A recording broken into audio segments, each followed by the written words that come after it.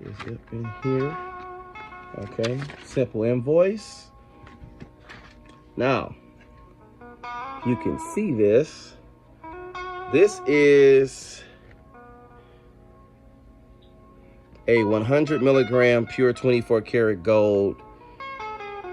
This is a Hanukkah, religious Hanukkah, Judaism, 1/10 gram gold, Orium or Orum.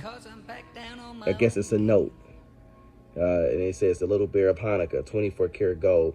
This is so it's like a currency. Okay, it's not a legal tender, but it is a 24 karat gold note. I bought it. I thought this was pretty cool. You guys, let me know what you think.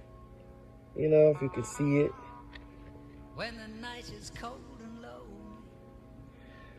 And then we have